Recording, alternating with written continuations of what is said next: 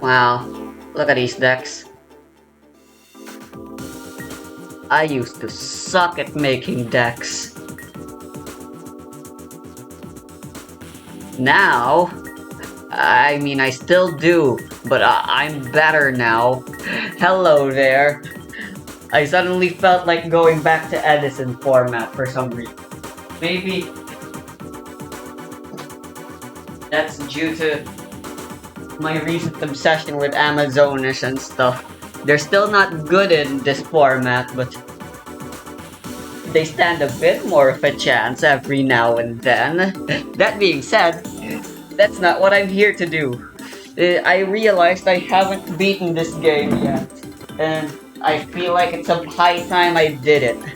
I made 2 decks to help us with this goal, because I'm pretty sure we're at the end game now. I mean, we're in the tournament. We all know how it's gonna go from here. The tournament happens, but of course, because this is anime, something bad happens, and then we can continue with the championship and become a true champion. I mean, this deck is still pretty usable for the most part, but it's really not the best. I could probably make something better, but I don't really feel like making a new deck with this. So we got fairly stunning. Oh, yes, it's a ruin deck. Yes, it's a stun deck. And then we got chain stun. Yes, it's chain burn. Yes, it's stun. Fuck you. Stun is my favorite playstyle. And of course,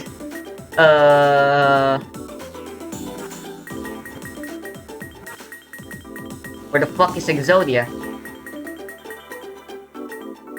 There it is. We still have Exodia if I just feel like being a bitch. I wanna start with Chain Stun. Let's not do the story yet.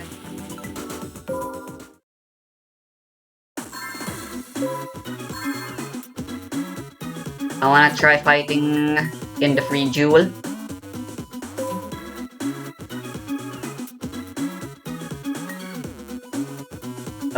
Cherry Inmate, sure. Hell yeah, I love this song.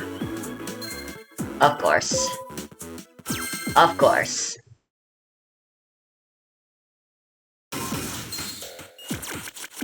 Let's have a pleasant duel.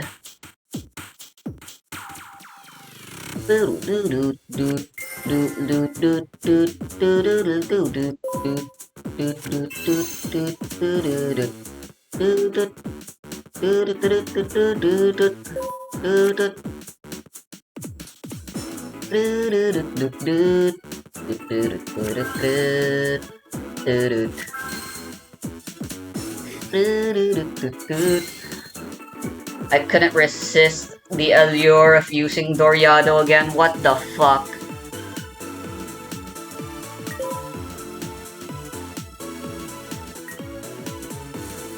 But I mean, considering this hand, I'm sure this is the universe speaking to me.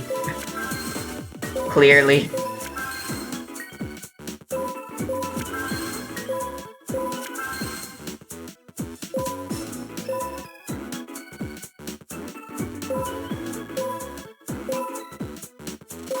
Na na na na na na na na.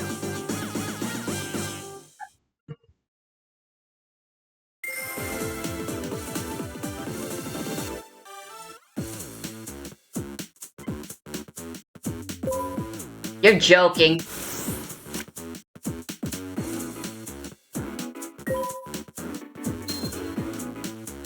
Okay, that's my fault for not reading.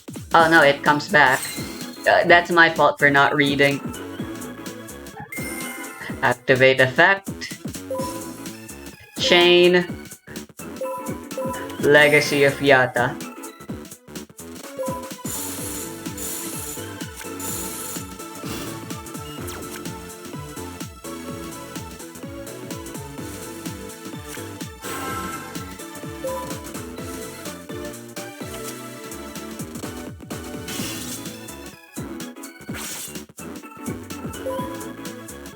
We have another legacy of Yata.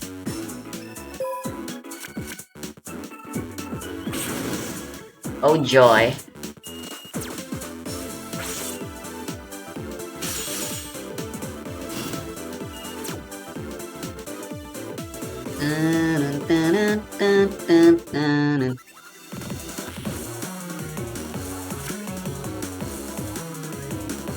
Oh,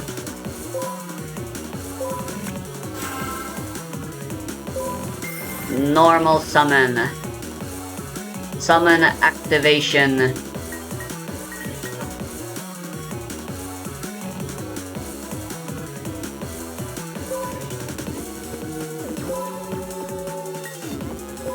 Doriado's blessing.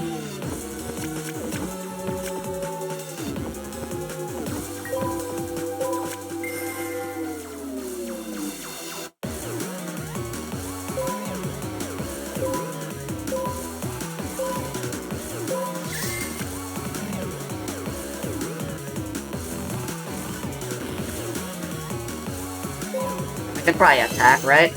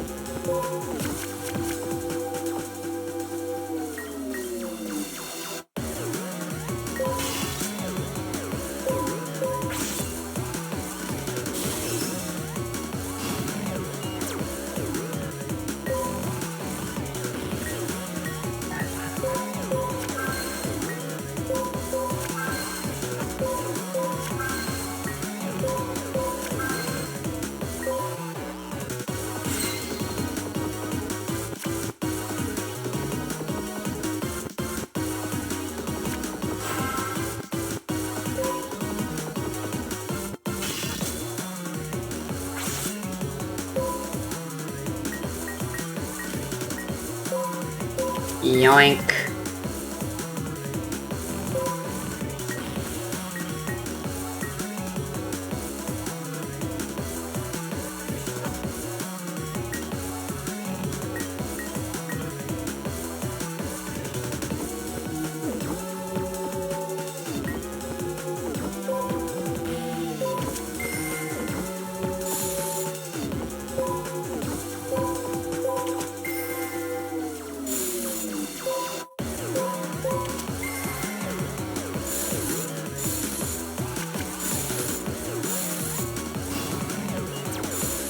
Yeah, if I knew I could chain Waboku, I would have used Chain Strike at Link 3.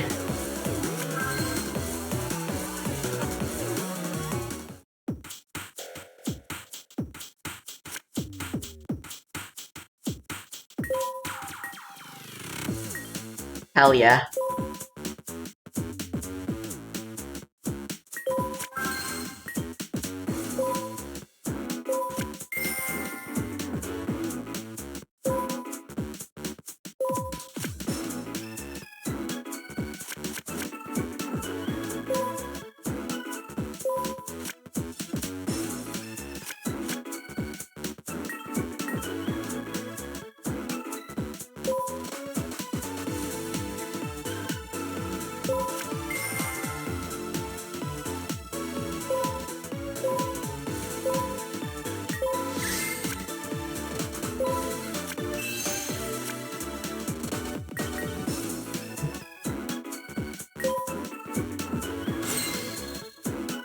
We're in turn 8.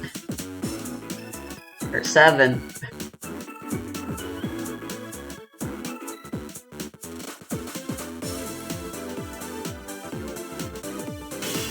I should be able to win on the next turn though.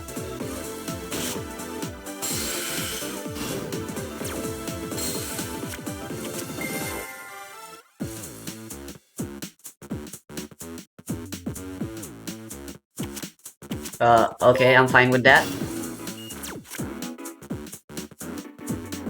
I see you also have some burn cards. That's what I would call a man of culture. Fellow man of culture. Unfortunately, you are about to get outstunned. Outburned.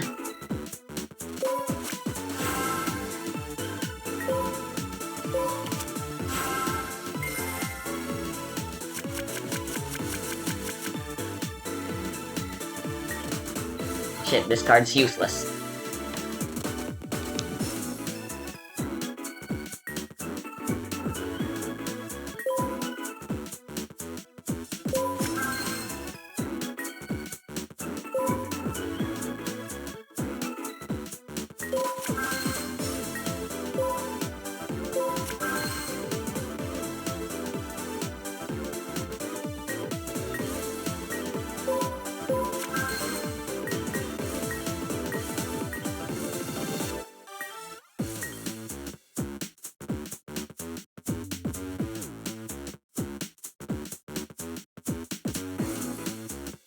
Who do I search with Sangan?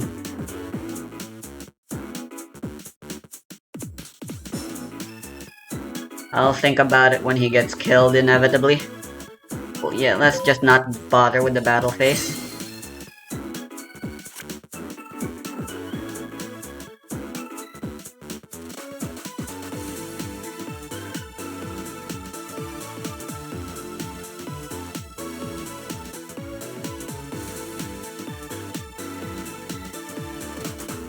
Lots of face down to consider, huh? I forgot the AI is so fucking terribly calculated here. Programmed in this game. Like, they take so long to think. Jesus Christ.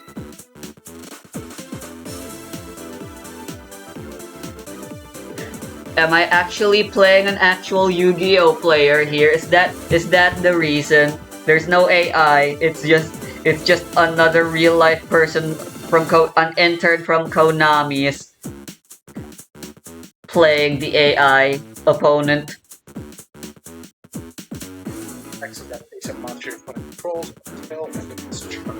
So this doesn't. What are you doing? Oh my god!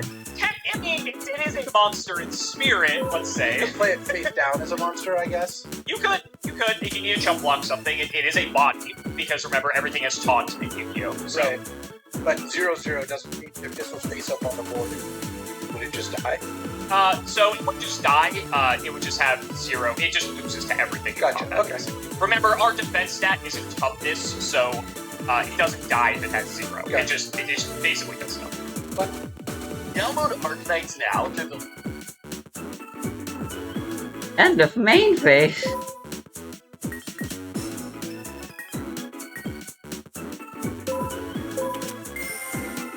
Jar of Greed.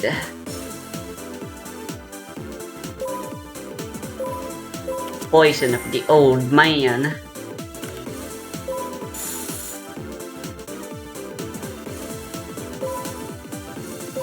Jar of Greed again, and if I'm correct, I should be able to chain Accumulated Fortune here as well. Nope.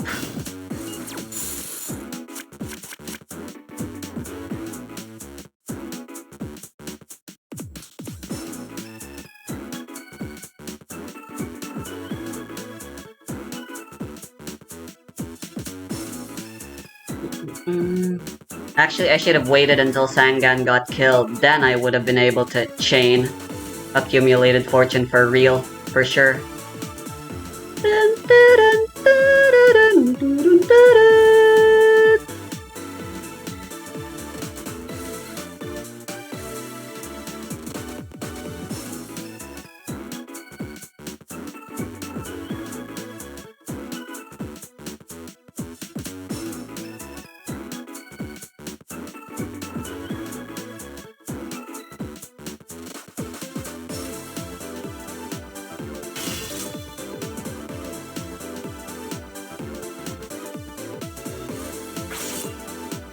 Yeah, I'm an idiot. defense stat is in toughness, so it doesn't die if it has 0. Okay. It just basically does nothing. But Oh well. you can do so. An effect monster is a monster that has an effect. I mean, so not every monster is like that, but then it's doing something if it has an effect. Oh yeah, Marshmallow.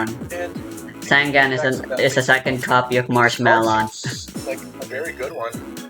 Getting to stop whatever it is their monster is doing seems pretty great. So, for example, special summon. I don't win on my turn, but I do win on the opponent's turn.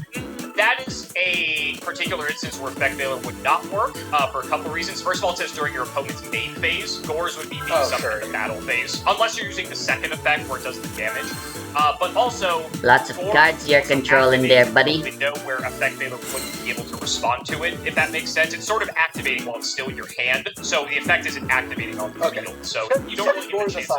I assume this does a pretty good job of most of the things monsters would do. Yes, that's a fair assessment. All right. Well, I do think this card is strong. I don't think this doesn't appear to be like the card the kind of card that would be restricted. Like maybe it is, of course. I could be wrong, but it's an answer. It's not really doing anything broken. It's trying to stop broken things. I could see it being frustrating if they draw like multiple of these, but they are trading a card to stop an effect of a monster, and they just get to keep the monster. So kind of is card disadvantage, though obviously it is a -1. It can be a pretty big tempo swing if they put a lot of resources into doing something. So I'm gonna guess this is both good and not limited. Alright, and you would be correct. Effect Veiler is just a phenomenal card.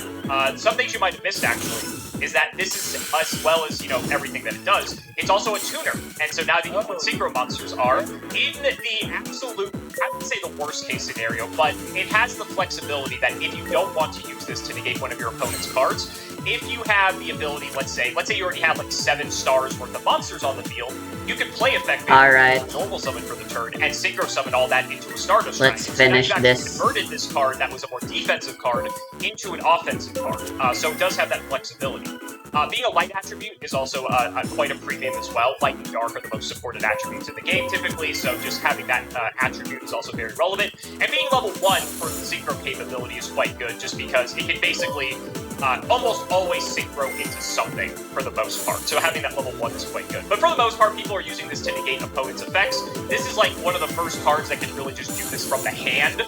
Plenty of other cards have done this before that were trap cards or even spell cards, but this is the first one that was, almost being able to not be telegraphed as much because you don't have to think face down.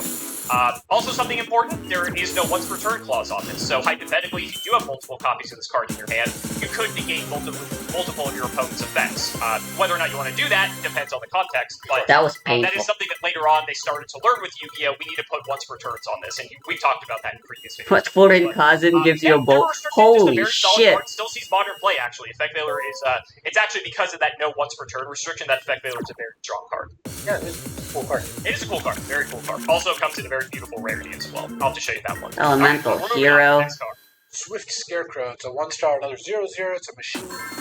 The opponent monster declares a direct attack. Quick effect. You can discard this card, negate the attack, and then end the battle phase. This stops their Let's try the other one. Presumably, you can just use right away, and then. Well, it's a direct attack, so it does have to be plants. Okay. So if you have a monster on the field, let's say they have a bunch of monsters, right? They have to attack the monster first, and then the first Gem direct Knights. attack they would declare to you, you can activate Swift Scarecrow. Oh, okay.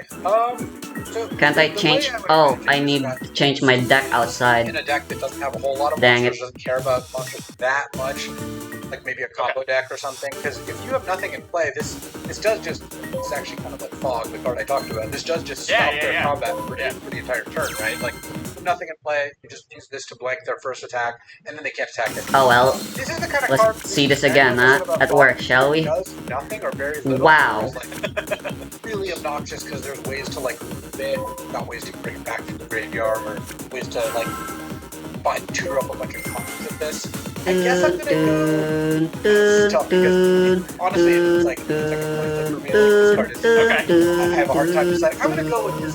Did get restricted. Did get limited. Yeah, you don't seem super confident. Oh, definitely. This card is never been Swim Scarecrow is a fine card. I would say that most of the ways that this card is used were twofold. Either against very aggressive metagames where the opponents needed a lot of resources to try to put 8,000 damage on the board. When they would go into attack, then you drop Swim Scarecrow, they've committed all the resources, and now on the crackback you can sort of pick apart the board, and maybe they kind of went all in on that. So now Swim Scarecrow did its job essentially in allowing you to buy a turn so that you're now able to, actually just turn the game around entirely. Where otherwise, where if a card like this didn't exist, they may not fully commit all the way, so that surprise factor there is definitely important. The other way this card was used in more degenerate ways is if you're playing against like burn decks or stall decks or Zodia decks, this just gave you another turn to draw more cards to try to find your alternate win condition, right? And so that was like the two ways that this card was used. It was never really used in like typical decks, I would say, unless I'm talking like very aggressive metagames for those watching like Dragon format play this card, for instance. So I think I should just reduce the amount of Doriado cards I have. Yeah, that makes sense.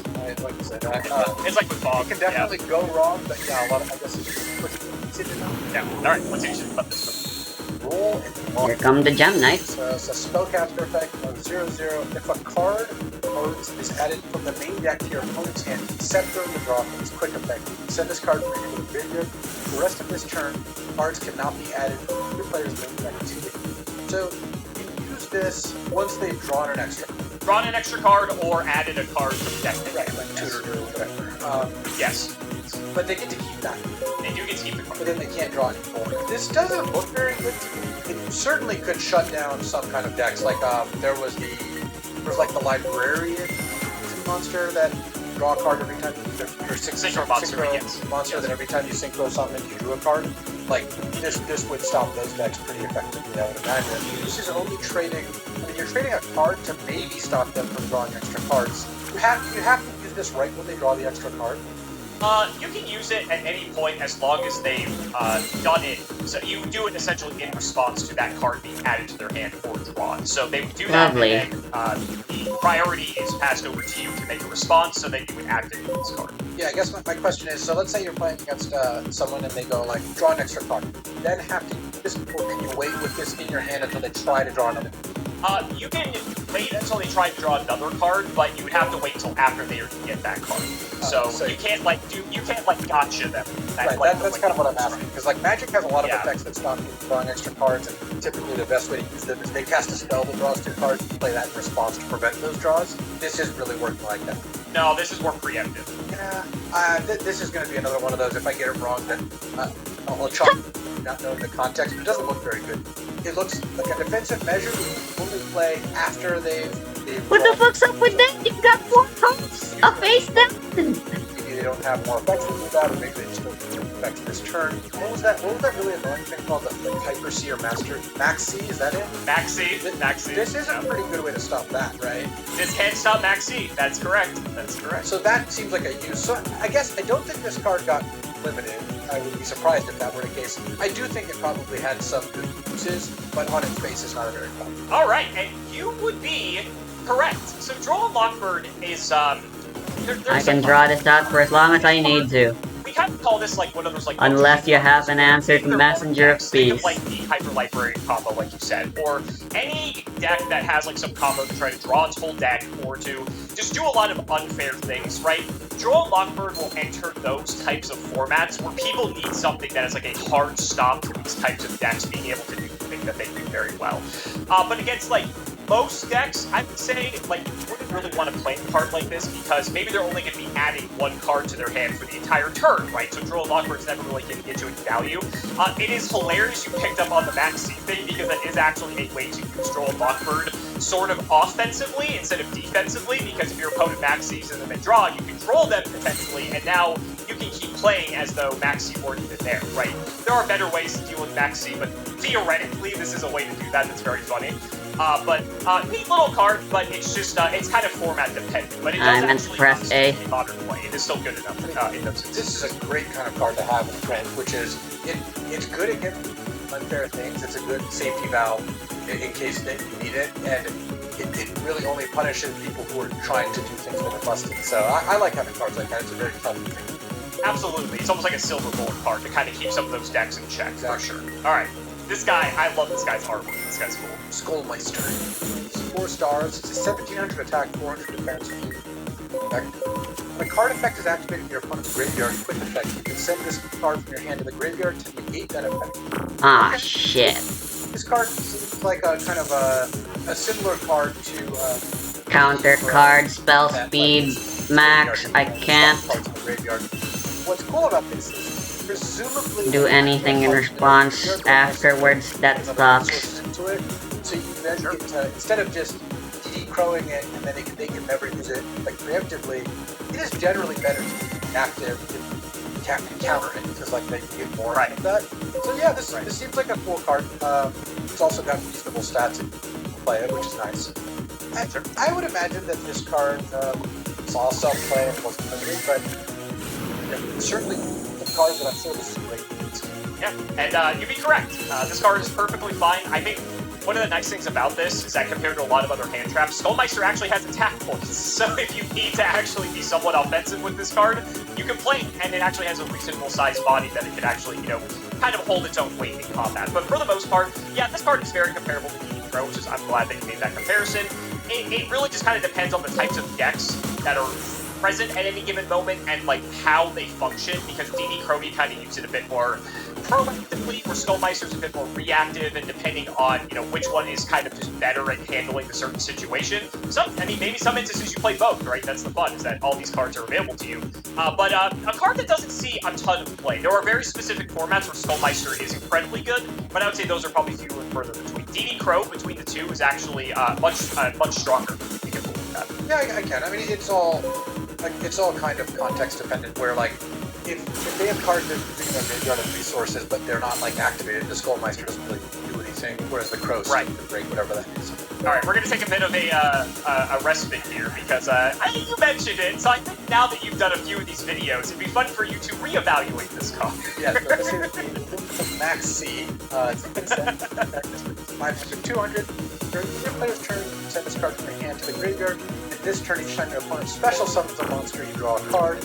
One of these per turn. Now, how's your perspective shifted on this card since I first showed it to you? This is atrocious. Understand a lot more about kind of what's going on in the game, and you know, I'm just gonna quit. Both obnoxious and powerful. There's a fuck off. There's a magic card that I love. I absolutely love it. It's actually one of my favorite cards in the game. It's called Mystic Removal. And it's a 1-mana card, so you can play it on the first turn. And it basically says, whenever your opponent plays a non-creature spell, draw a card unless they pay 4, which is they basically. Chain Burn is actually fun to play in the earlier in the earlier World Championship games, just because there's no fucking lag. Effectively. And then if they have another max C, you're probably too far behind, right? You lose. Right. I think we should just reduce this right back to 40 size. So, they're both very similar play patterns, where it puts your opponent in the bind where, like, do I play cards and give my opponent extra cards, or do I just stunt my own progress and not develop my board? And I can tell you I would have loved playing this card because of how much I like Mr. Remora. Well, you can. It's in Master Duel. It's legal. So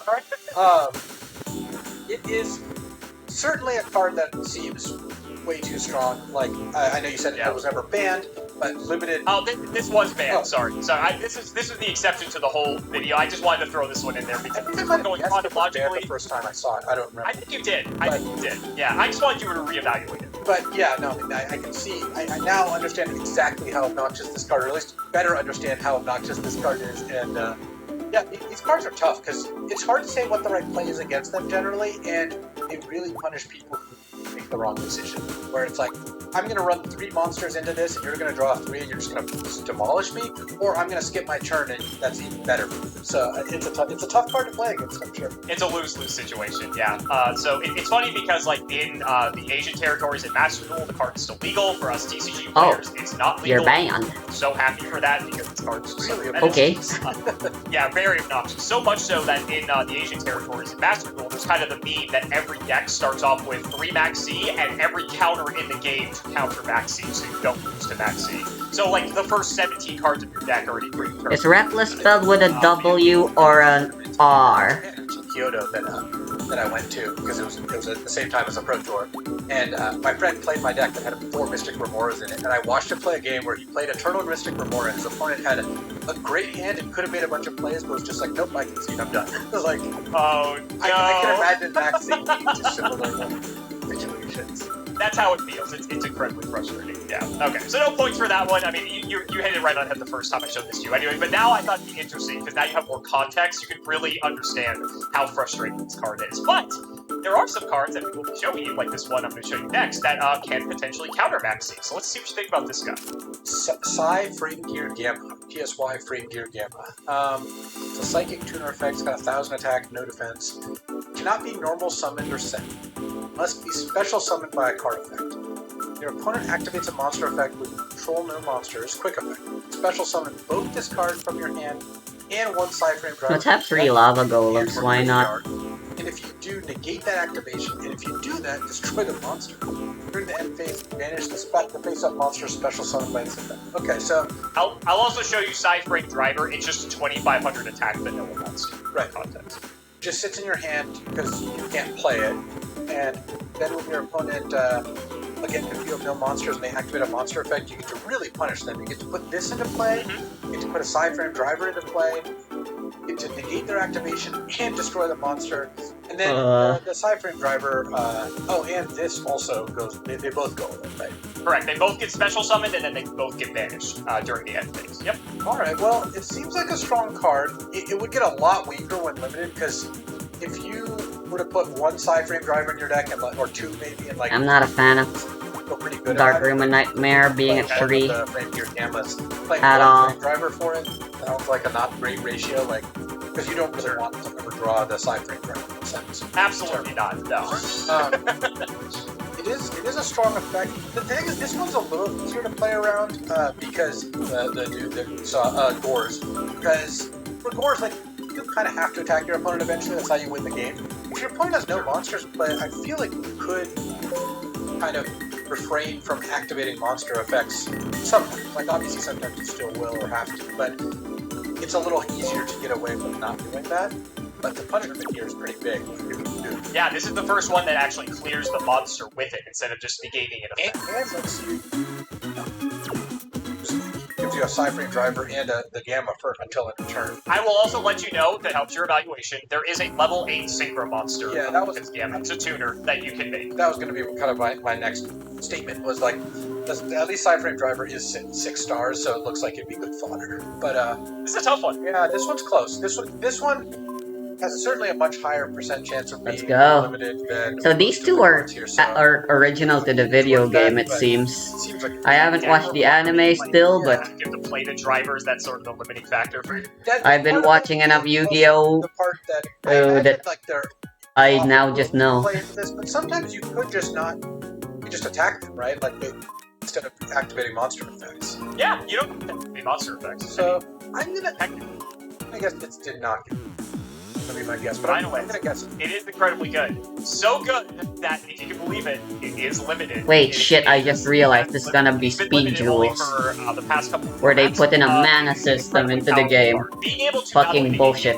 But remove the monster has proven over time to be just incredibly strong, because now they don't have the material to use that monster for a synchro summon or any of the other extra deck, summons that we haven't gotten to yet. So removing that body as well is just a huge premium.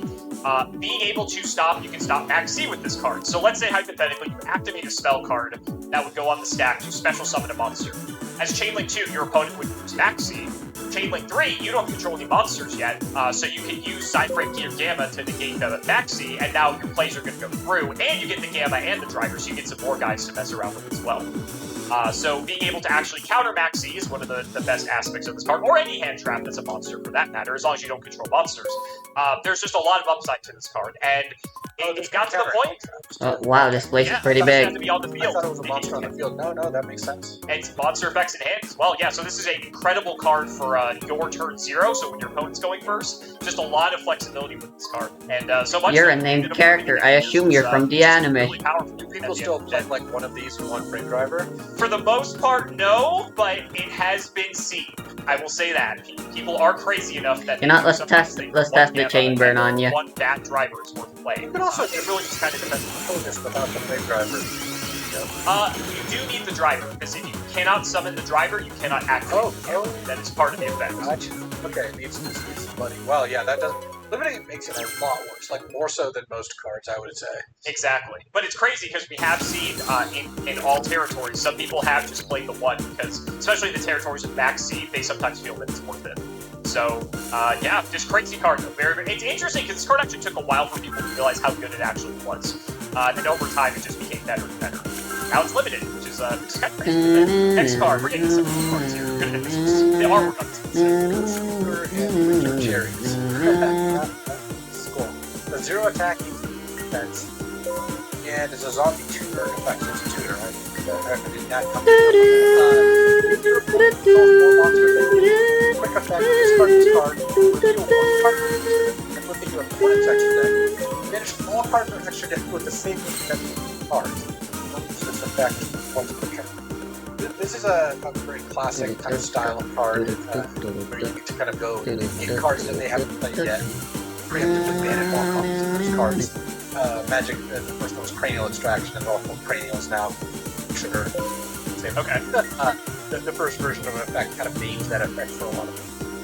Discard this card. Reveal a card in your extra deck, and then banish all cards in their extra deck. So they have to control more monsters, but that doesn't seem like a huge drawback. Like, it means that when you're going first, I guess this card's certainly worse, but if you're going second, this card, you just use it very easily. This looks like a pretty good reactive card. Like, if there's a really powerful extra deck card that a lot of people are playing, A, you can put it in your extra deck with no intention of playing it, just to use it for Ghost Reaper, and B, could be really strong to be able to banish whatever their combo piece is. I don't think this got limited, but I bet it really cuts down on the viability of some really obnoxious decks. Final answer? Yeah. It's interesting, because I think a lot of people would think the same thing.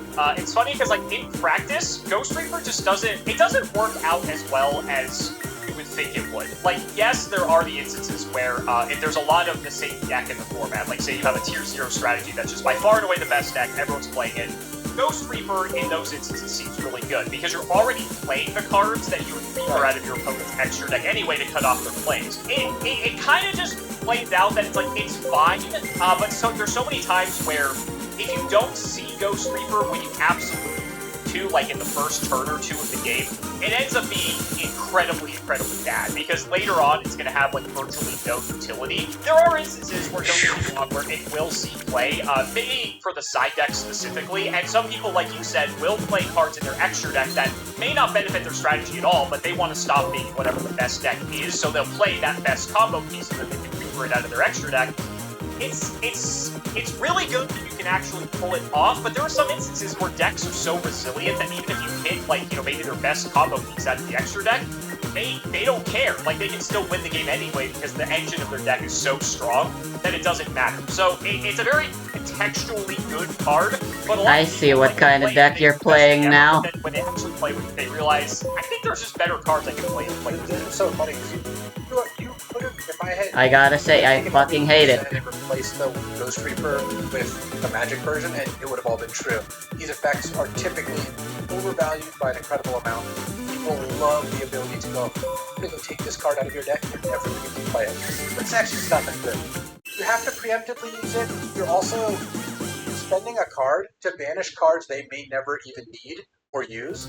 And overall, these effects, they're a great card to keep, or a great effect to keep printing because people love them, but they're one of those cards that are extremely sought after or like extremely desirable. People like them, these effects. Rather than chain burn, I could just do normal burn. Yeah. If I do want to play with Doriado. Yeah, I would agree with all that. That's very funny though, how it's an exact parallel to Magic with that card here. Cranial Extraction? That was the original, the first version of that. Well, I guess lobotomy was the OG of that, but... Okay. But Cranial Extraction was where it really like became popular and was overvalued. I will say though, as well with Ghost Reaper, as well as several of these next cards, these are called the Ghost Girls because they all they're sort of all like part of a similar theme. You're going to notice a lot of similarities, but Ghost Reaper is also a tuner. So similar to Effect Veiler, it does have some tool utility where it could potentially... But I am very much not a fan of stun. And having 1800 defense compared to something like Effect Veiler, which had 0, if you need to wall up with it, it's already pretty slow as is. Time for blocking attack. That's fine. But continuing on with the Ghost Girls, here's the next one. Ghost Ogre and Snow Rat. So this is again 3 stars and a tuner. It's a psychic effect. Again, 0 attack, 1800 defense. During each player's turn, when a monster on the field activates an effect, or when a spell/trap card that is already face up on the field activates its effect, send this card from your hand or field to the graveyard, destroy that card on the field.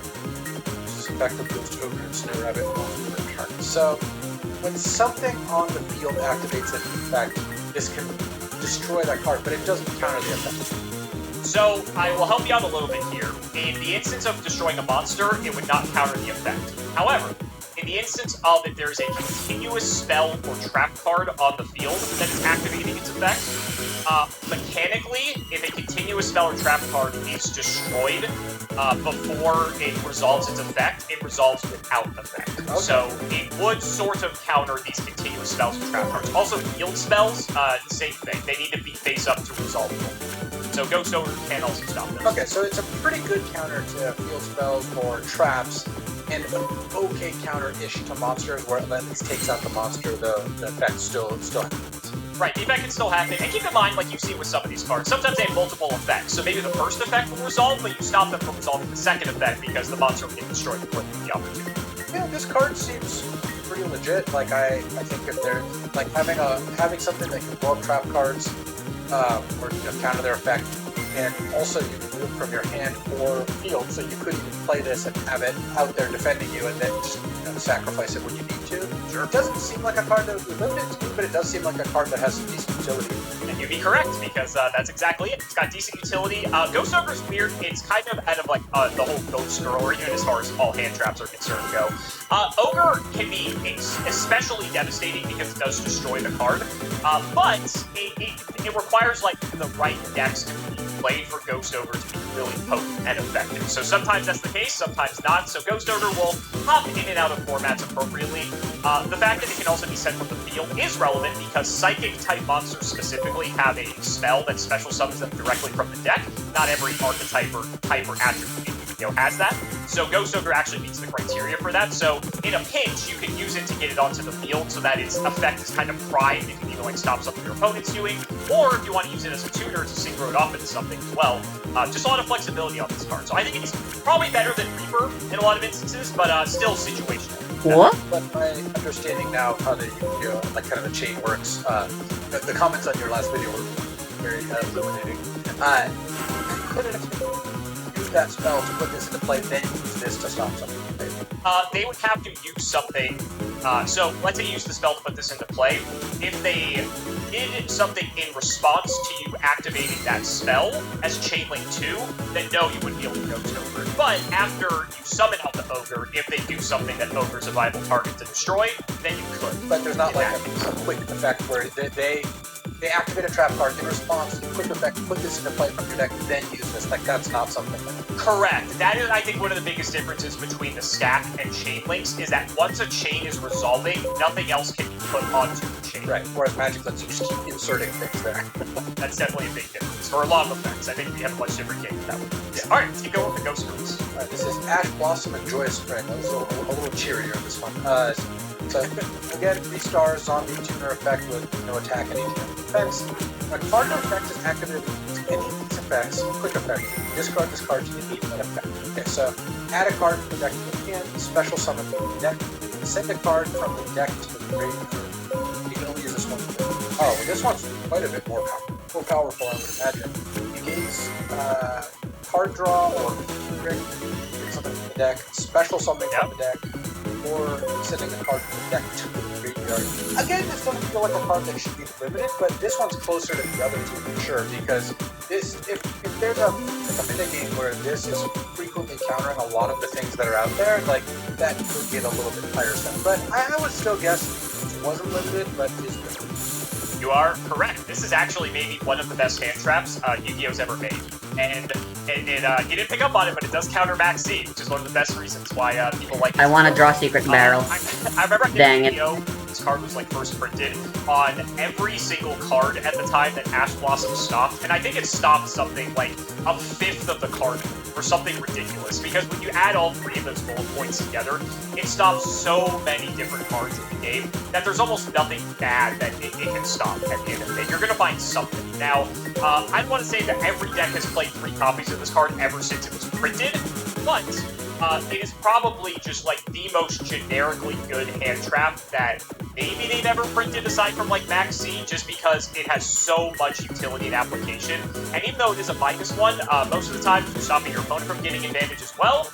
You're making them waste a card too. So for a lot of times it goes 1 for 1, sometimes 2 for 1, depending on if they have to like pay a cost or something like that as well. And an incredibly good card. And I think this is a very good card for the game just in general. Yeah, I mean, the reason I didn't think this was limited is just because cards like this, answer cards, typically are. I don't know what I was expecting. Yes, sometimes this. Honestly, I should have been playing around Mirror Force. This is going to be like a 1 for 1, or sometimes even 0 for 1 if you're like stopping an effect off of a monster. Just the ceiling on that is just like you can only be so good. Like at best, it's trading for one of their things. That's a really good thing, especially in a game like this, for having some kind of stop gaps to stop you from just dying on turn 1 every game. Is a pretty good. Yeah, see, it's balanced. It's balanced. Yeah. Anyway, let's go to the next Ghost Girl. This is Ghost Bell and Haunted Mansion. Oh, I the story. This is defense 3 stars, 0 attack, defense, on 0 effect. The card or effect is activated any of these effects. Discard this card to get activation. Add a cards from the graveyard to the deck and or extra deck. Okay, so this stops you from getting cards out of the graveyard. Special summon a monster card from the graveyard or banish cards from the graveyard. You're probably starting to notice a trend here with how this card is. She definitely does not want anything before going into the graveyard. Again, not limited, for all the reasons I said previously. This one looks worse than Ash Blossom, but then there's a lot of room under Ash Blossom. So, sure, it looks like a fine card. It's a good answer card. Or the metagame, for example, has a lot of cards that this would stop, and that's where this card would be good. But it doesn't look like it's crowd control or anything. And yeah, you'd be correct. This is, another one that's always fighting for space against DD Crow or Skullmeister, for instance. I'd say probably more DD Crow than I guess it's because Turin Cousin is so fucking hard to activate. And again, it is very situational. It could, yes, actually, and that does happen.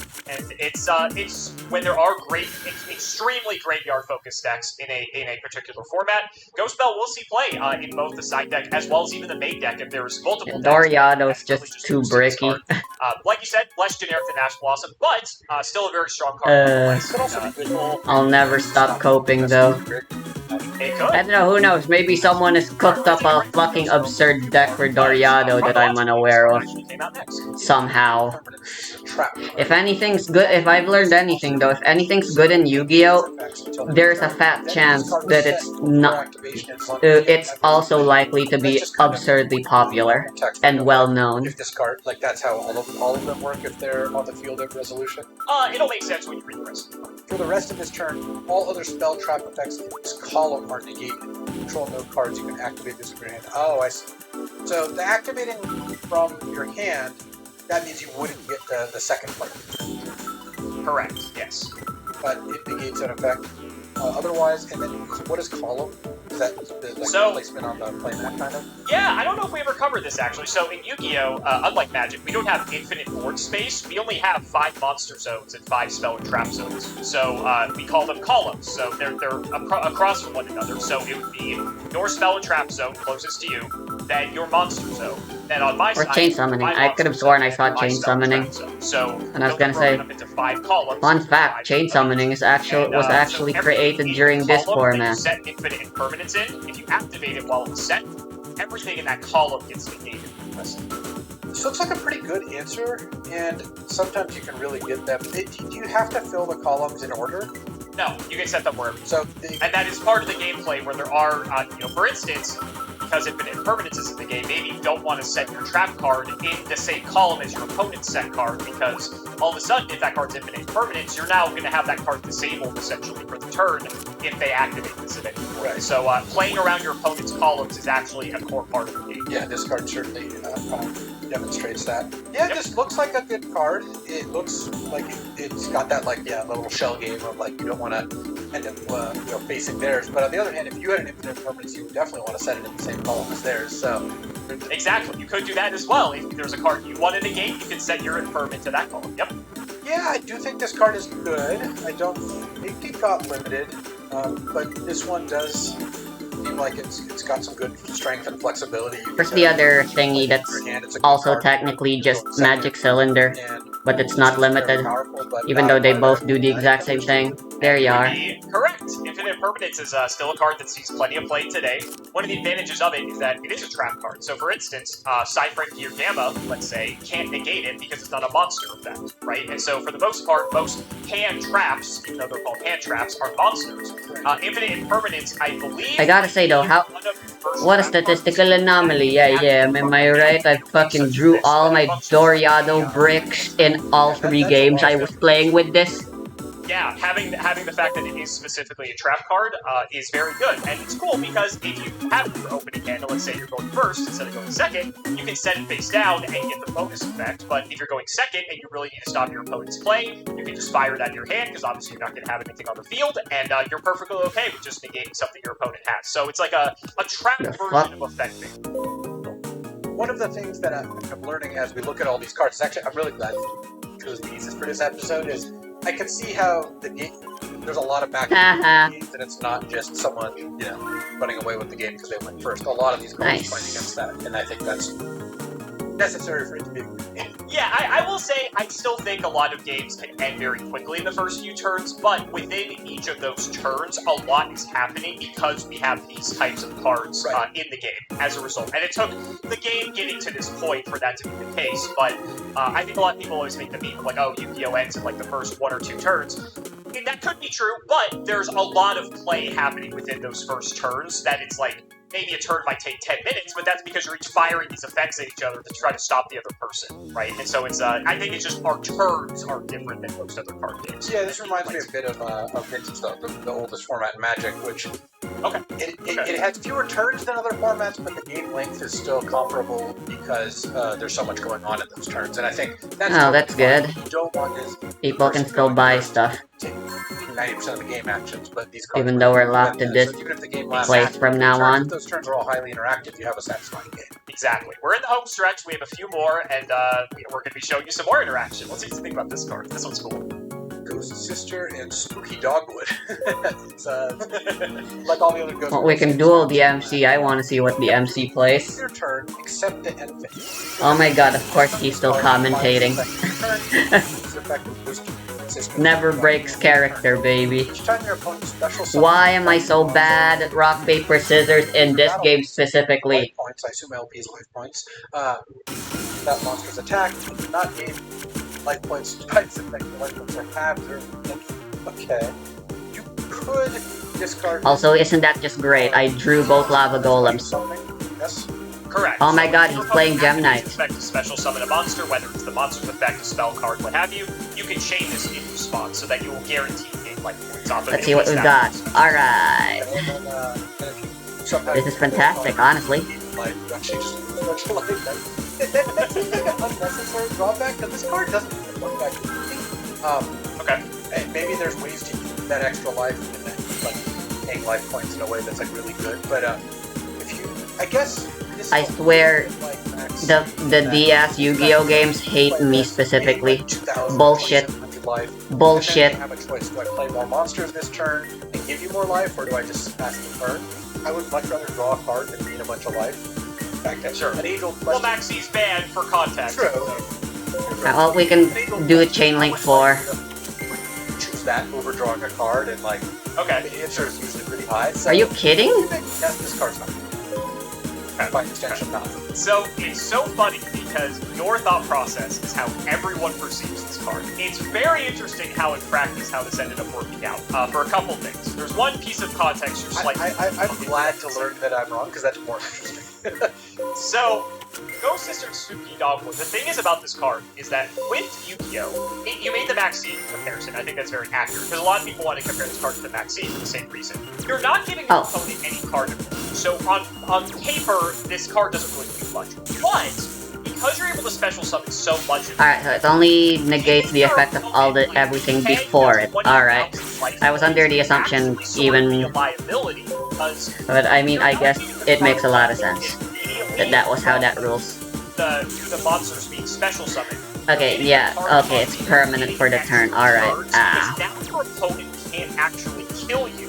Because most decks are designed to, let's say, do 8,000 damage to be able to kill the opponent, because there's very little life gain, unless it's built into cards that are already good, let's say.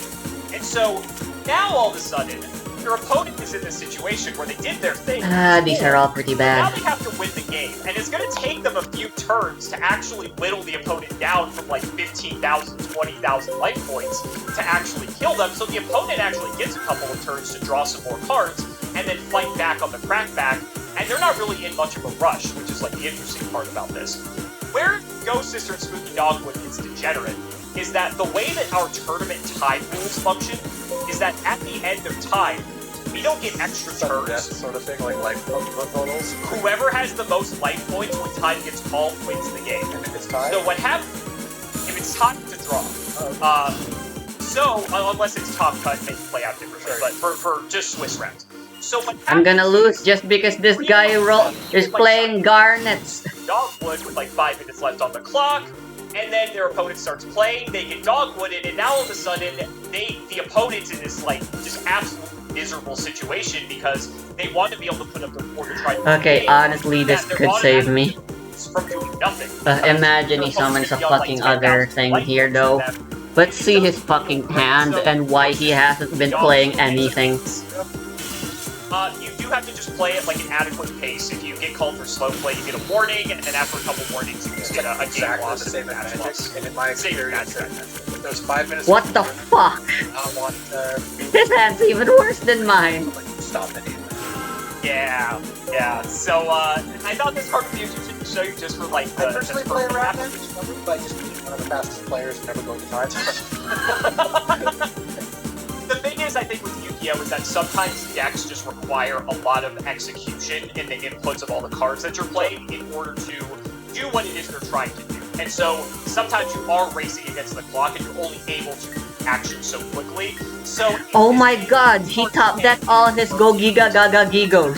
That is hilarious. Take the time aspect out of it. It is kind of an interesting card compared to Maxine in a lot of ways. Wait, what the fuck? This guy's only playing normal monsters. Makes a lot of sense to me, and I totally get it. It wasn't.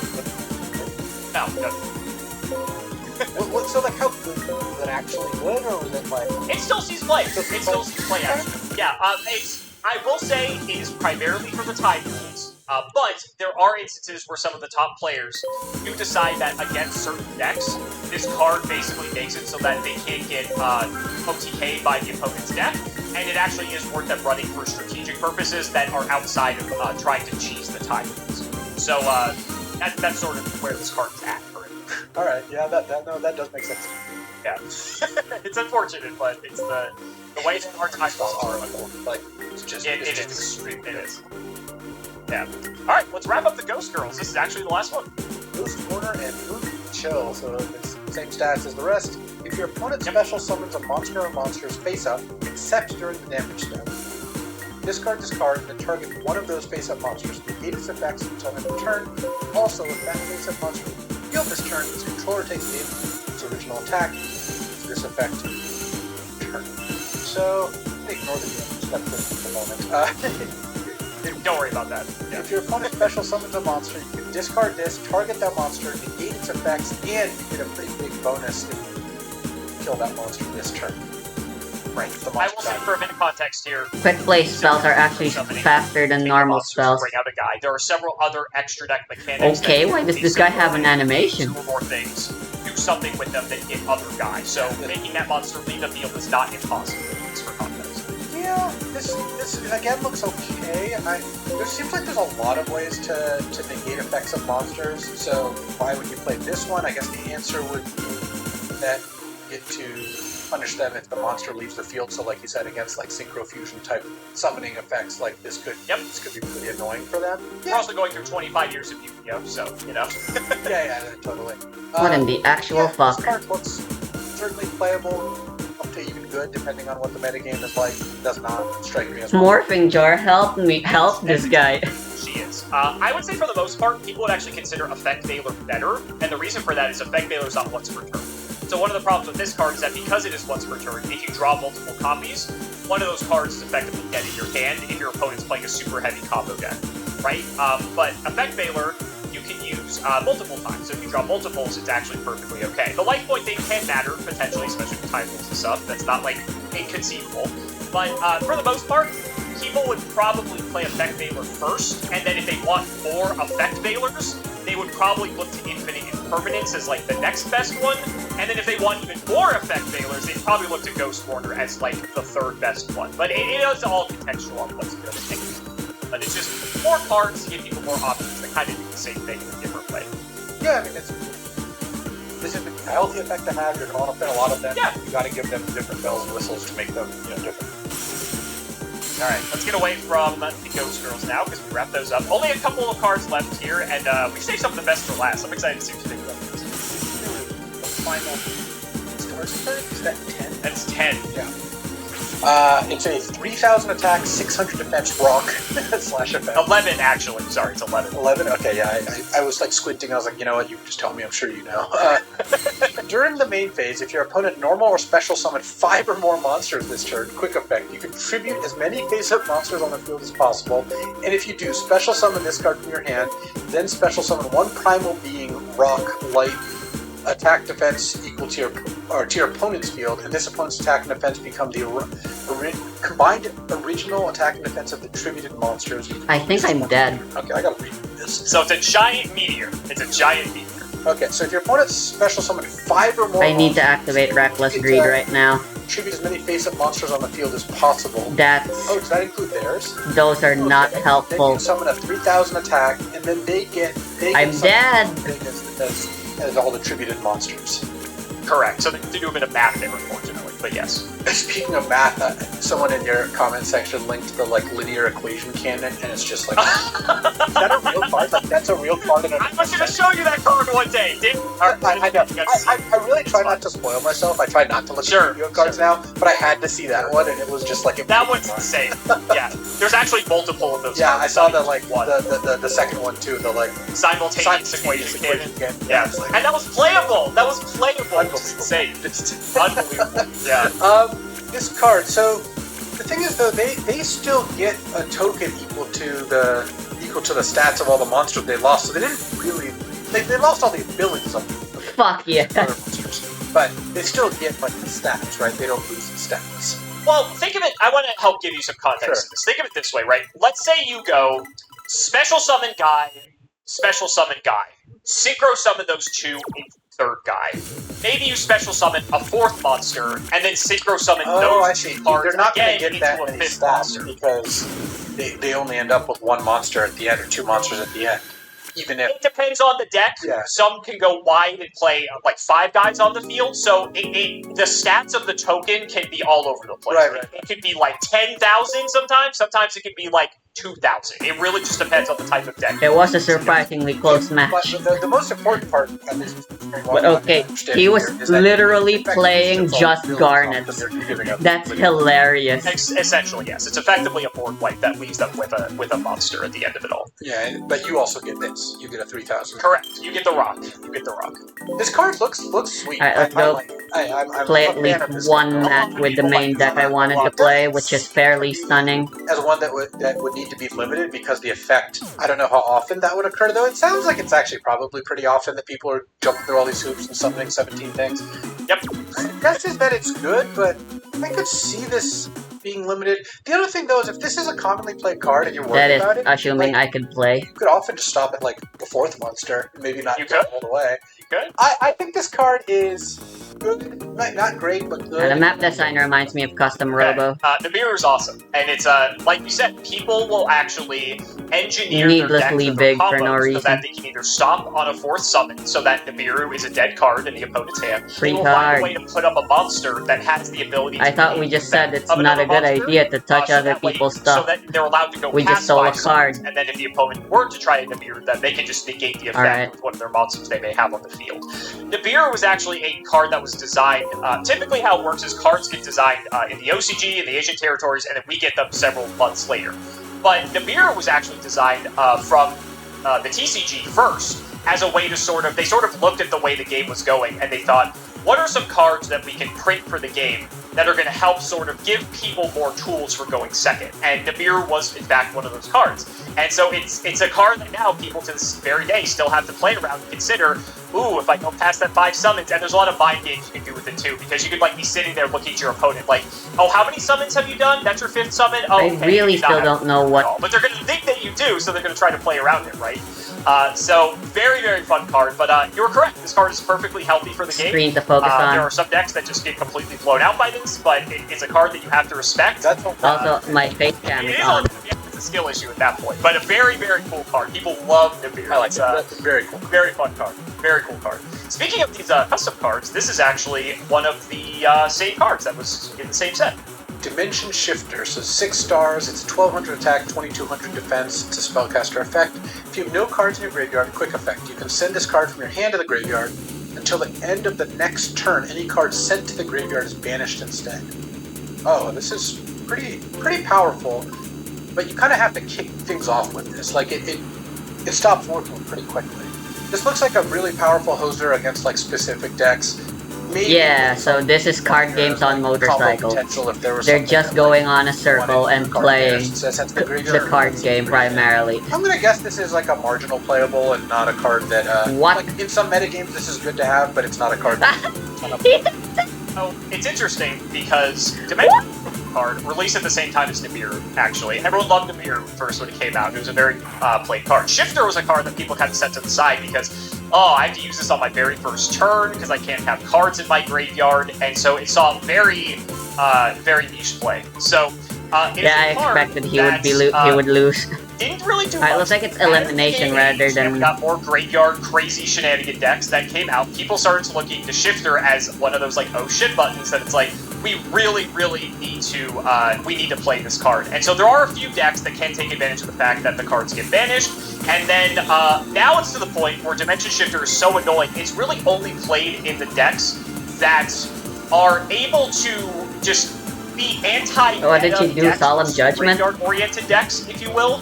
And so people just hate it because it's effectively just like a turn skip and for no real skill. You kind of just drew this card and you're going to drop it on the first turn. Well, this is great. My deck this sure is great. I can't play the game. So it's this like floodgate type effect that kind of just isn't very fun to play against. I guess unless you're the one playing it, then maybe it's fun. But it's a card that people are crying out to get banned now, as a matter of fact, just because it's just so frustrating. And but it's still perfectly legal. It's at 3. People really don't want to see it anymore though because they are very sick of it. This card is so funny how many overlaps are or crossovers. This card is not as close to Leyline of the Void as you can get. It's a magic card that if it starts in your opening hand, you could put it into play, and any card that's banished. So, and is there just that collective sigh when they're like, oh, here we go, turn 1 Leyline of the Void is like similar to that? Yeah, the difference is that Leyline you would only side in against really heavy graveyard decks, so it's been a pretty healthy part of the metagame, but it is frustrating when they play it because it does feel like it's a no-skill thing, like they just had it in their opening hand, of course they did. They just had it, you know? Exactly. I mean, at least in our game, everything's already free, right? But I mentioned in Magic, that card actually costs something. Yes, it costs 4, exactly. So having it be free. Oh, it costs 4! That's crazy! Yeah. Oh my god, yeah. Well, it's overcosted because, like, the joke is it would probably cost 2 or 3 mana. You can get a similar effect for 2 mana, but you want to gamble on getting the free. I'm going first. If you don't get it free. Alright, I'm playing Karakuris. So, yeah, that's Hand Traps, LSV. What do you think? Awesome. This has actually been one of my my favorite episodes that we've done. It's where are my speed counters? For a couple months here, because I think so. A lot of cool interaction, and I say if I start playing Yu-Gi-Oh, it will be solely your fault. I can't special summon after I play that. Isn't that not good? Well, I'm glad you had a lot of fun. Why do I have Mystical Space Typhoon and 1-for-1? We'll see you very soon, I guess. I can't play this card. So guys, that's going to wrap it up for another video. I really hope you all enjoyed. Let's go ahead and shout out the patrons for all of their continued support. So shoutouts to Shadow1317, Tim00x3, MBT Flame Indulgent, Moto, Cameron L. Smith, The Synchro Guy, Pony Stark, Dan the Man Hoban, Little Faith. Oh, it's like we're still playing while Brian Dancer of Class 7, Flannel Daddy, Twinkle Muncher, literally all of the Guinea Pigs, Cheeks McLafferty, Stolpen Amethyst, MBT Cancel Bio Community soon, Cancel Bio Committee soon, Cancel Bio Player soon. Who's our best normal summoner right now? To Synchro on that thing. Daniel Howell, Life Keeps Using Solemn Judgment on My Hopes and Dreams, and Naveed Mandabi. Thank you so much again for watching, and we will see you next time.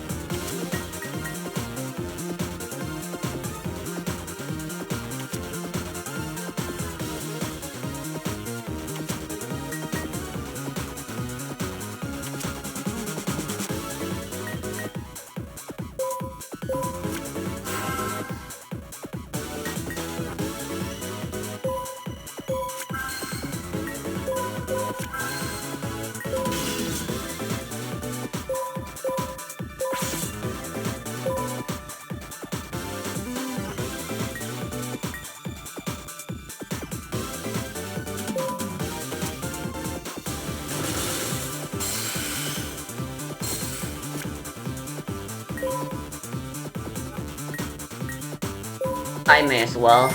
We didn't special summon at all this turn. I mean, Upstart Goblin is good.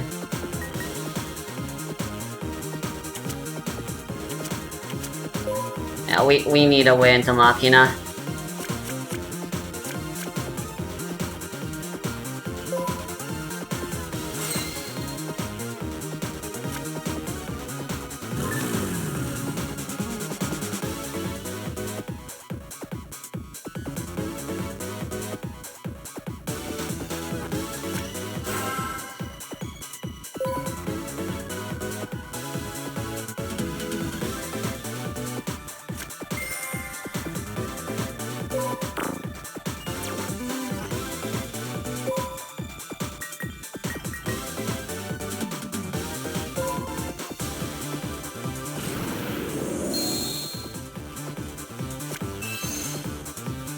Alright, level 5.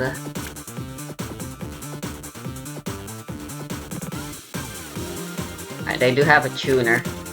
Oh my god, what are they doing? Oh my god, it's Naturia Beast Lion. Wait, I don't care.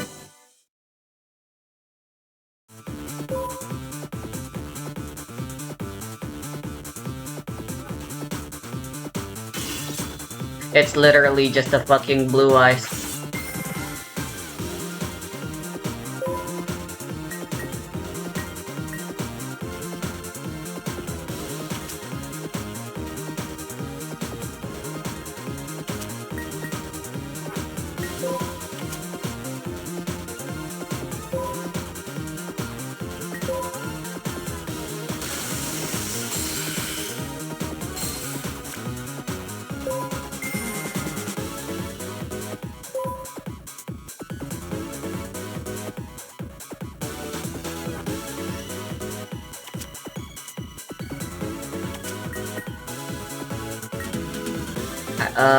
It'd be nice if I could look at my extra deck because I kind of forgot.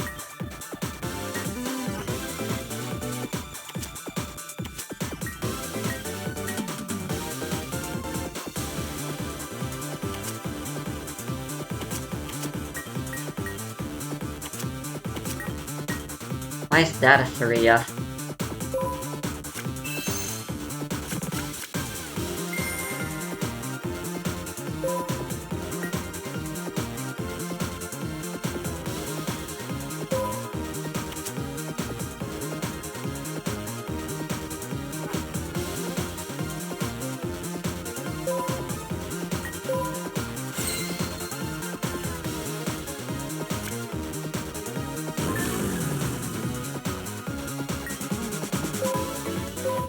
Let's see, we've got a 3. Most likely we're gonna try going for a level 7 here.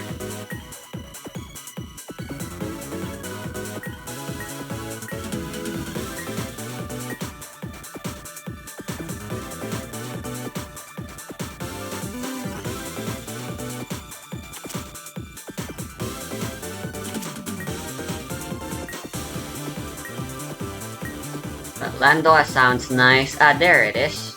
We've got a level 7, and this is the N archetype thing.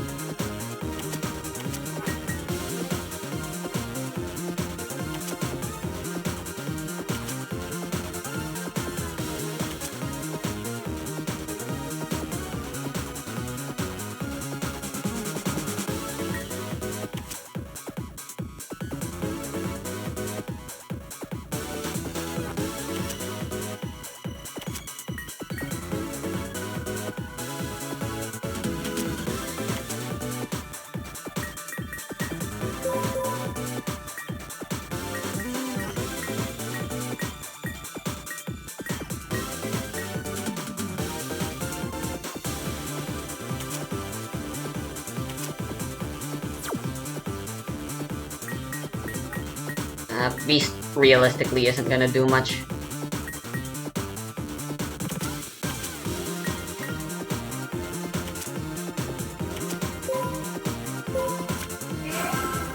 Pa! Okay.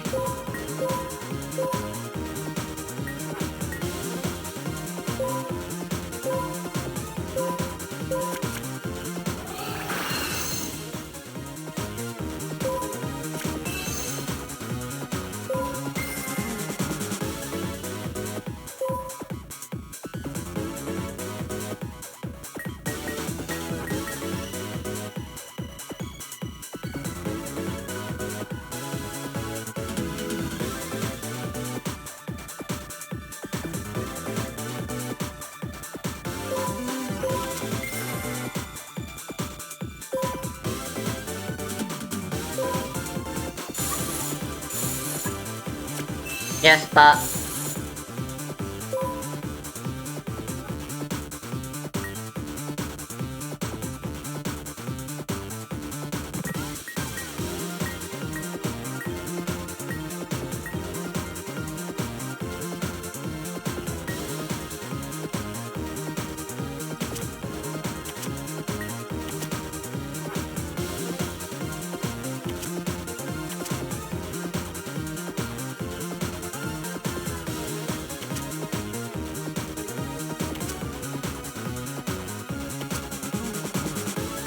It can't be destroyed by battle to guarantee we can synchro.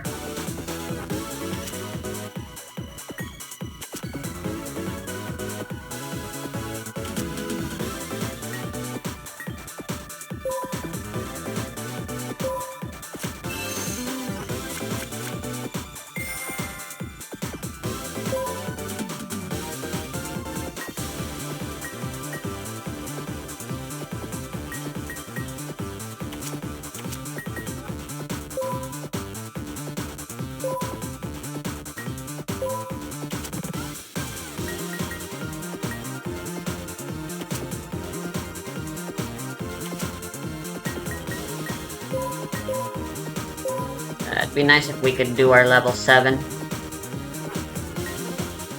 Or 8, rather.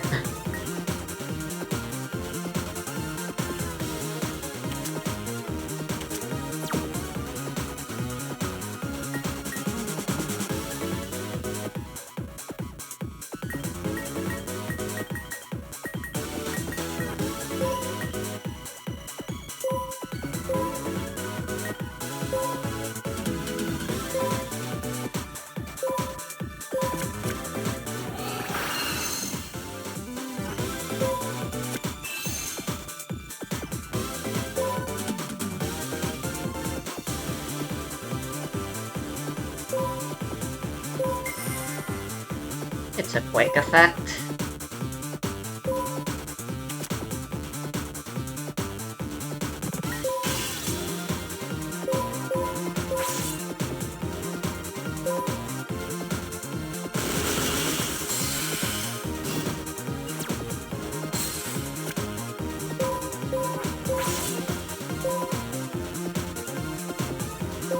I'd like to see them bounce back from this.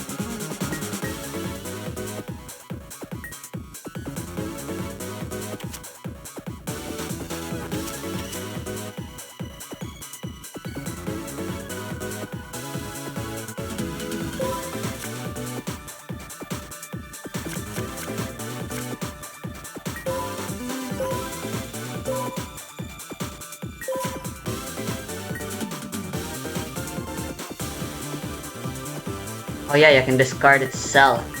That's hilarious. And then you special summon it either way. I got a gun.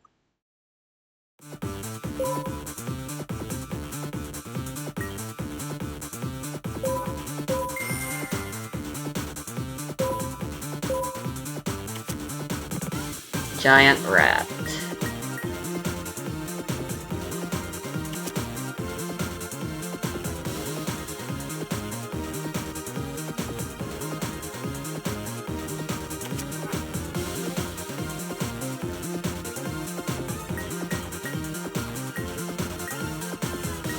Battle protection is unnecessary at the moment. We just win.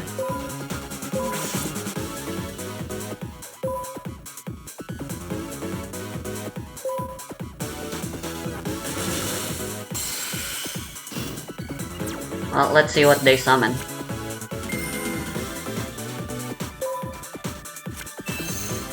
Momonga. Really?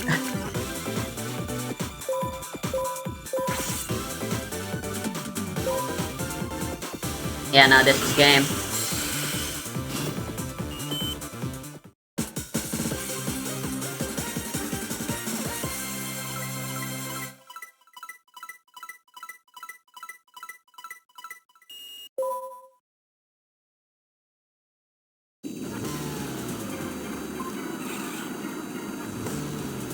Alright, if it's just like how they've done it, then I should keep all my cards on the field still. And it's literally gonna be impossible to come back with my board. They can't fight through this board. It's impossible.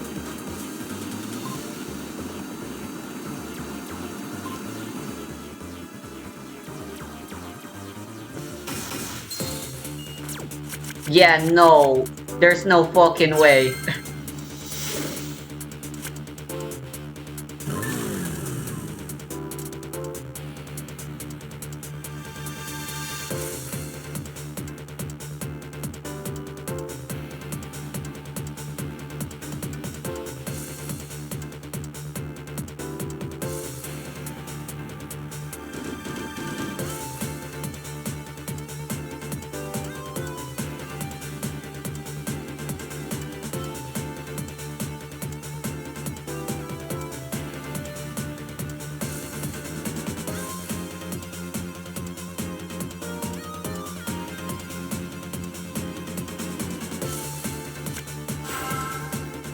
Giant rat again.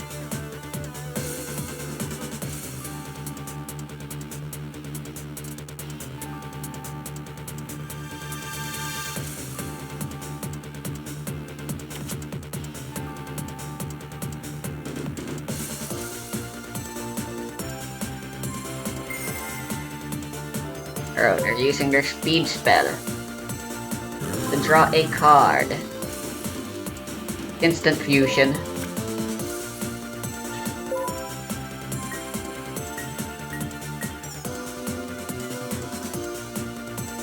Wait, can I fucking destroy their speed world? Is that a thing? Okay, no. Let's just get rid of fucking 1-for-1 then.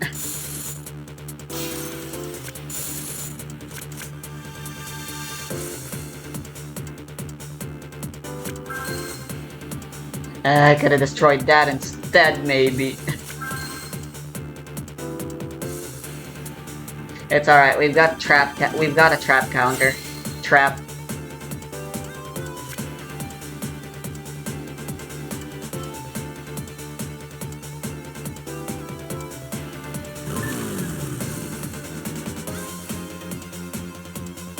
Are you a tuner? I hope so.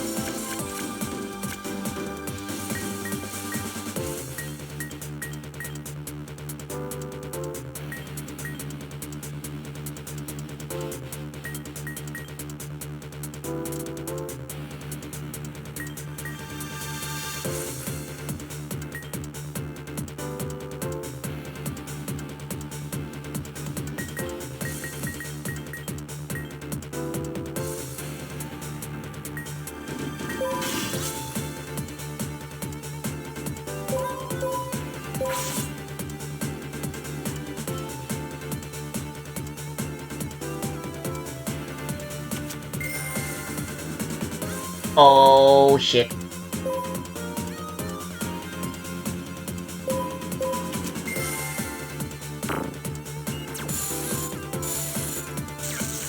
That straight up would have lost me the game.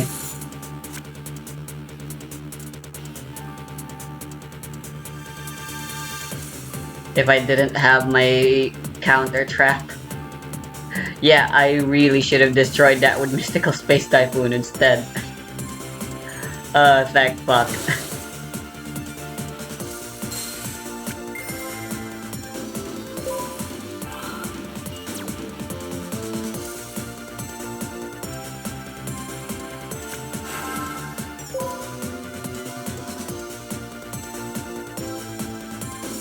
They have more Nimble among us? Oh my god.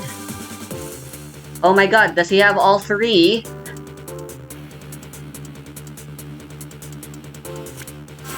How annoying.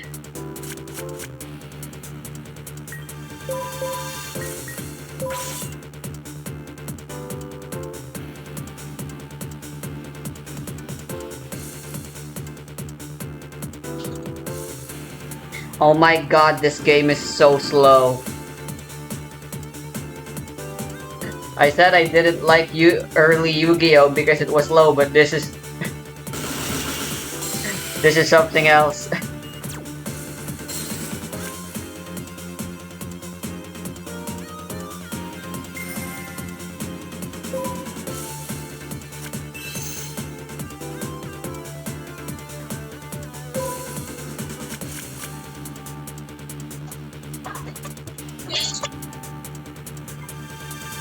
This people drops like...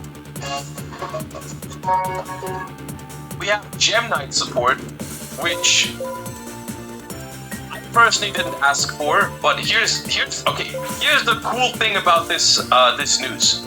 And it's not the Gem Knight cards. I haven't read them yet, but doesn't matter. The good news is this. This is the pack artwork. Is this Necros support or what? Is this Necros support or what? Let's go, dude. Whatever the don't care about the Gem Knights. I mean the other two things. I think we've already seen the Dino support and the Fable support from this pack, but they have now revealed the artwork, which I don't think was known before. So we know this pack mainly brings Dinosaurs, Fables, Gem Knights, and Necros! Anyways, let's read the Gem Knights.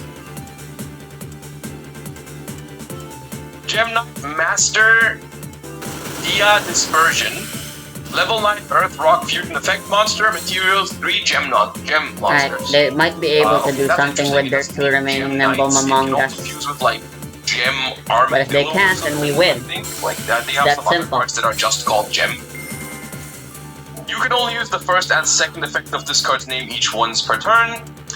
During the main phase, quick effect, you can send this card to the graveyard, special summon up to 3 non-rock gem monsters with different names from your extra deck and or graveyard, ignoring their summoning conditions.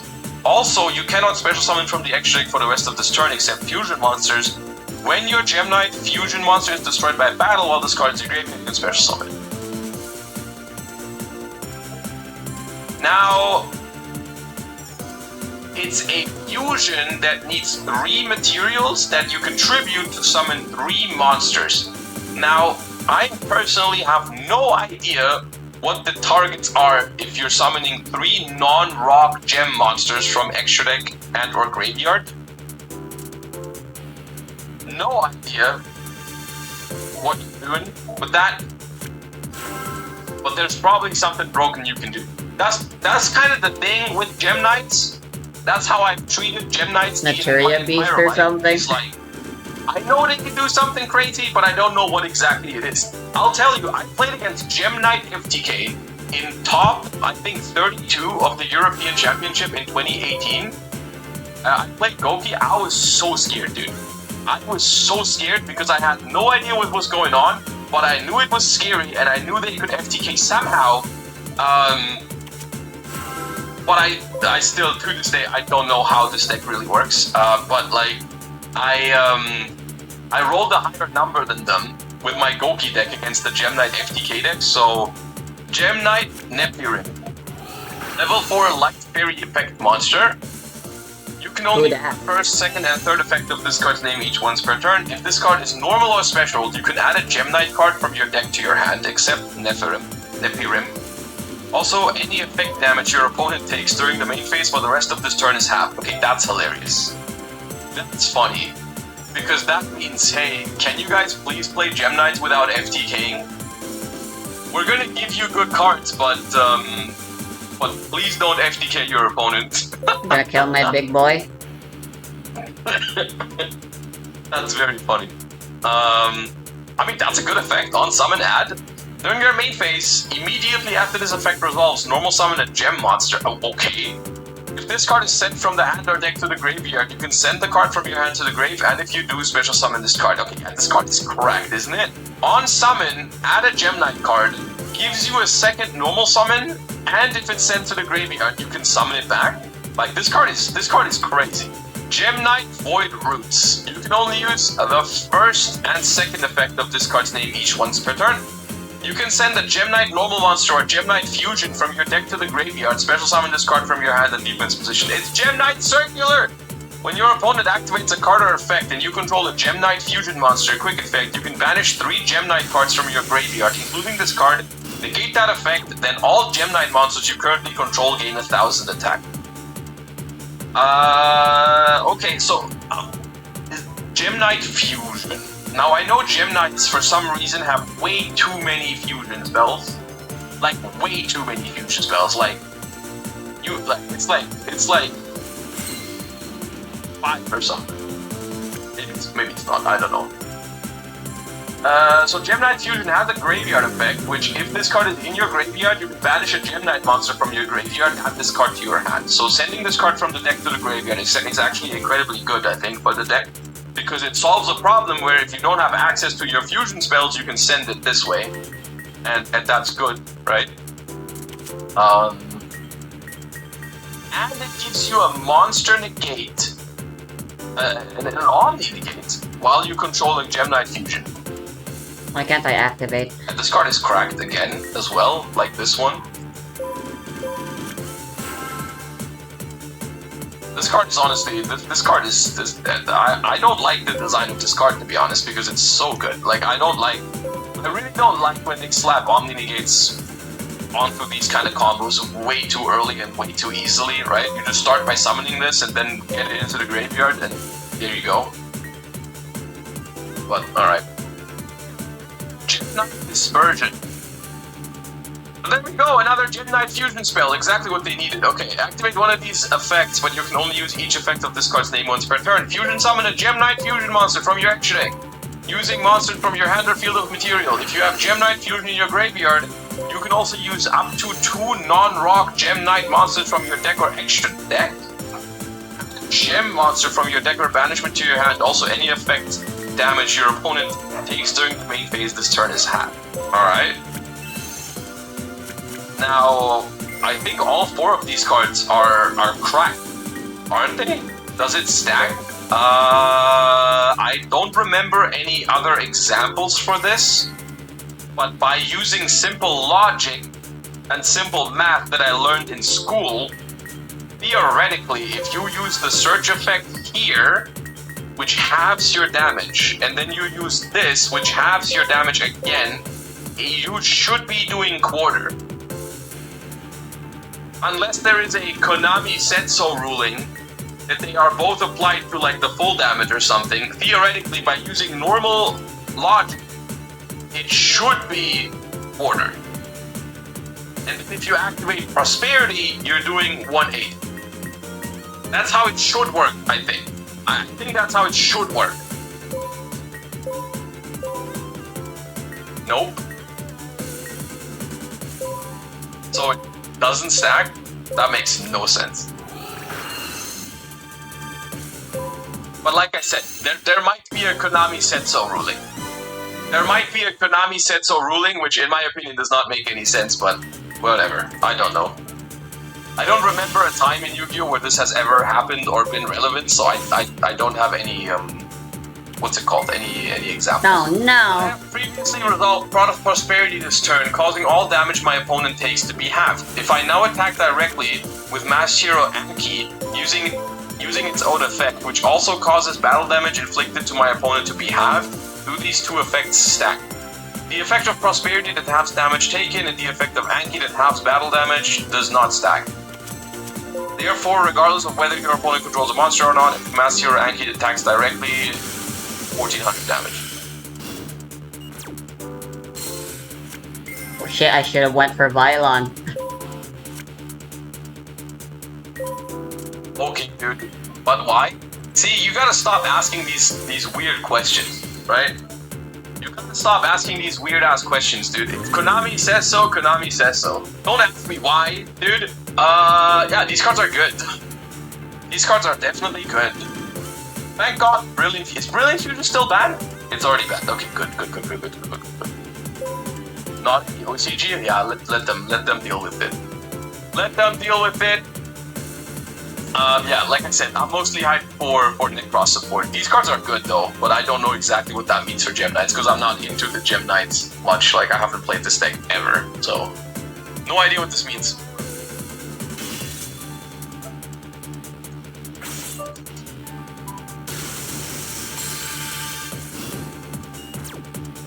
Dang it. I forgot how important battle still is in this format. I was like, I'd rather have my negates.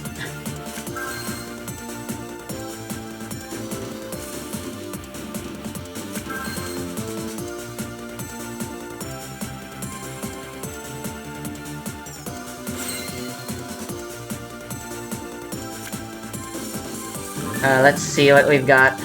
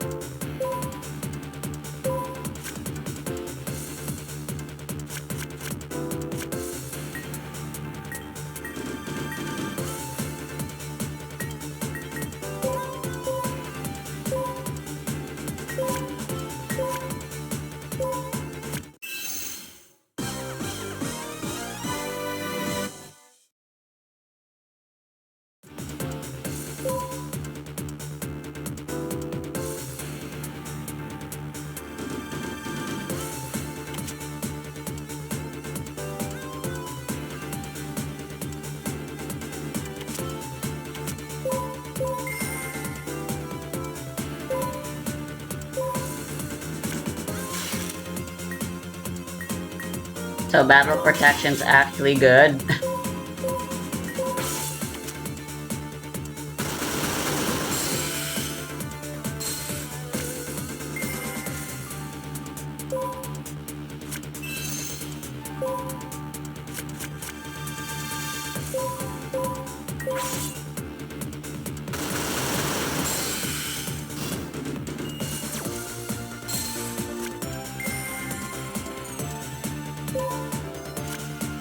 Even better, I could have just went for Stardust.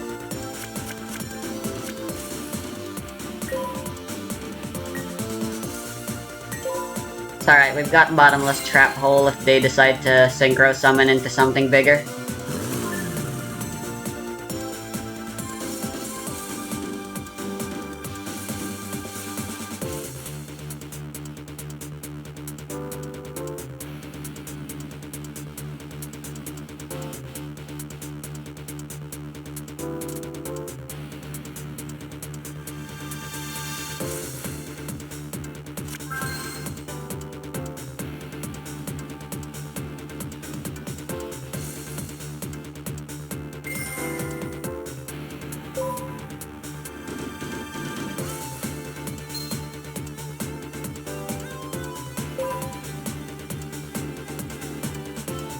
Whoa, wait, what?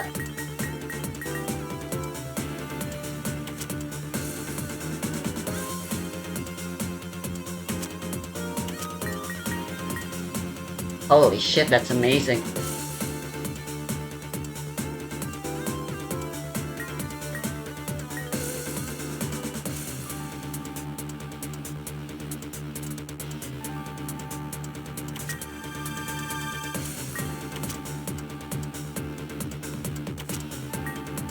Their hand is actually amazing, what the fuck? But they're not doing anything with it.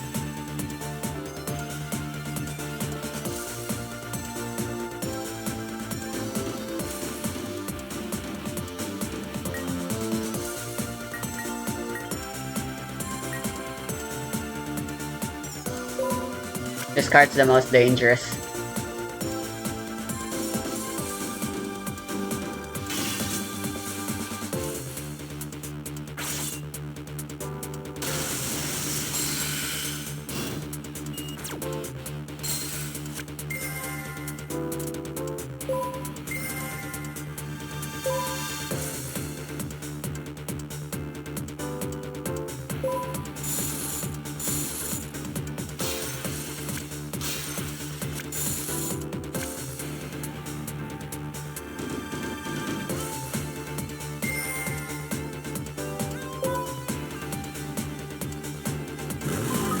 I wanna draw cards with my speed spell, too.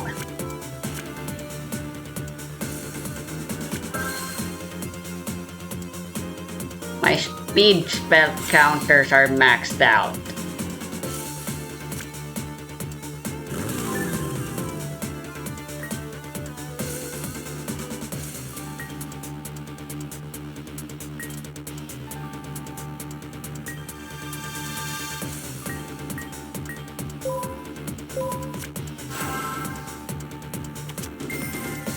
No fucking way.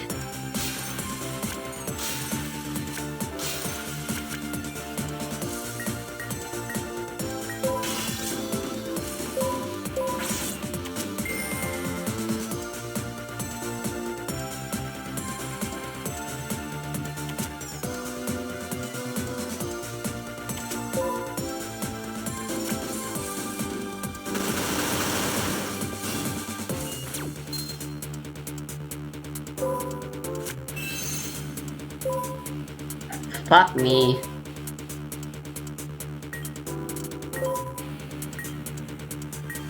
And I can't bottomless trap hole it.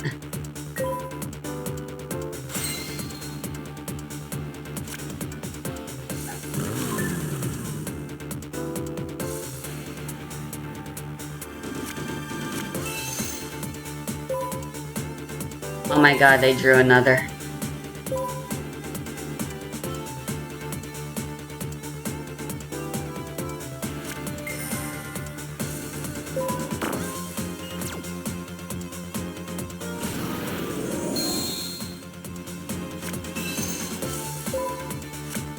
Fuck me.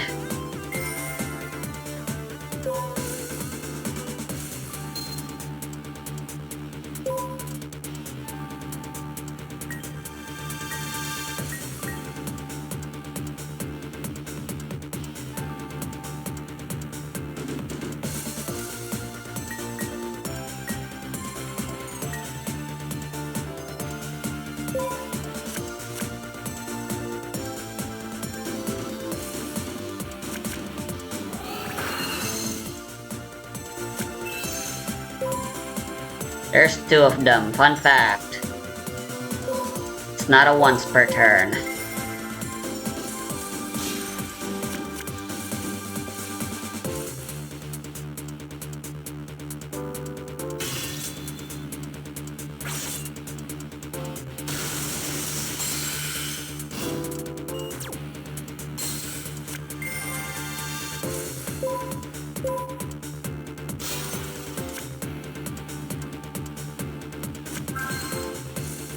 I hate that they hadn't normal summoned in set yet.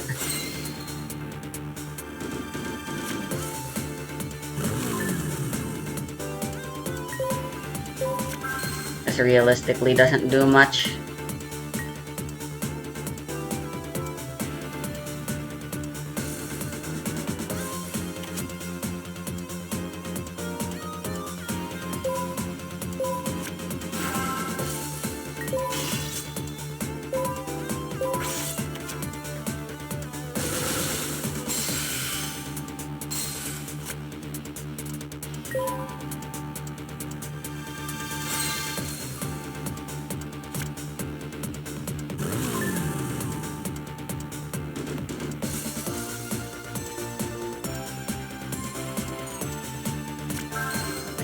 Simplified game state. Alright, they don't have anything. They didn't draw a monster. Good. We win.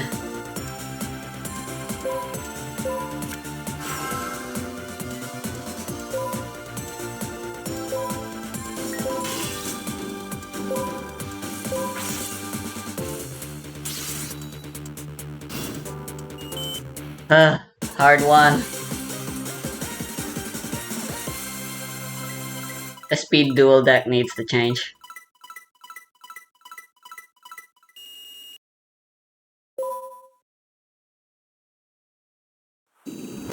Alright, I now remember why I don't feel like finishing this game.